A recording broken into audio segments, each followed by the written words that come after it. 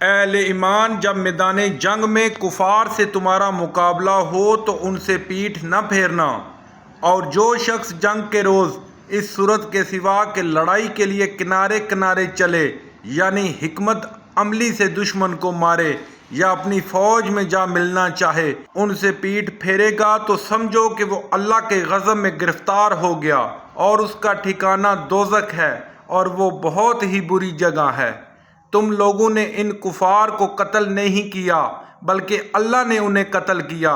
اور اے محمد صلی اللہ علیہ وسلم، جس وقت تم نے کنکریاں پھینکی تھیں تو وہ تم نے نہیں پھینکی تھیں بلکہ اللہ نے پھینکی تھیں۔ اس سے یہ غرض تھی کہ مومنوں کو اپنے احسانوں سے اچھی طرح آزما لے، بے شک اللہ سنتا جانتا ہے۔ بات یہ ہے کہ کچھ شک نہیں کہ اللہ کافروں کی تدبیر کو کمزور کر دینے والا ہے۔ کافروں، اگر تم محمد صلی اللہ علیہ وسلم پر فتح چاہتے ہو تو تمہارے پاس فتح آ چکی۔ دیکھو، اگر تم اپنے افعال سے باز آ جاؤ تو تمہارے حق میں بہتر ہے، اور اگر پھر نافرمانی کرو گے تو ہم بھی پھر تمہیں عذاب کریں گے، اور تمہاری جماعت خواہ کتنی ہی کثیر ہو تمہارے کچھ بھی کام نہ آئے گی، اور اللہ تو مومنوں کے ساتھ ہے۔ اے ایمان والو،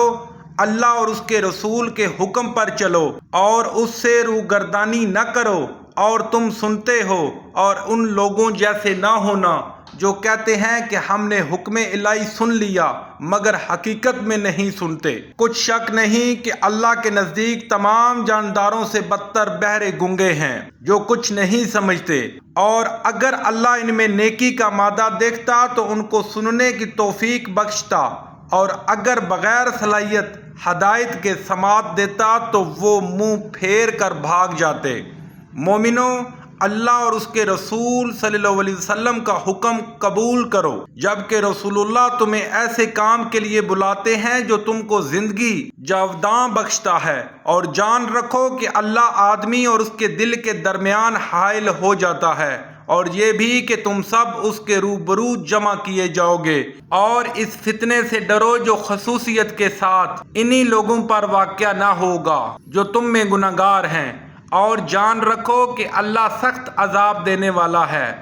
اور اس وقت کو یاد کرو جب تم زمین مکہ میں قلیل اور ضعیف سمجھے جاتے تھے، اور ڈرتے رہتے تھے کہ لوگ تمہیں اڑا نہ لے جائیں، یعنی بے خان و ماں نہ کر دیں، تو اس نے تم کو جگہ دی اور اپنی مدد سے تم کو تقویت بخشی، اور پاکیزہ چیزیں کھانے کو دیں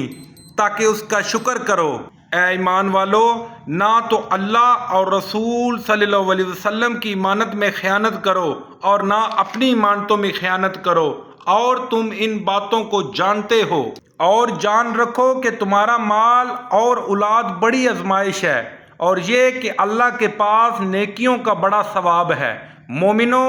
اگر تم اللہ سے ڈرو گے تو وہ تمہارے لیے امر فارق پیدا کر دے گا، یعنی تم کو ممتاز کر دے گا، تمہارے گناہ مٹا دے گا اور تمہیں بخش دے گا، اور اللہ بڑے فضل والا ہے۔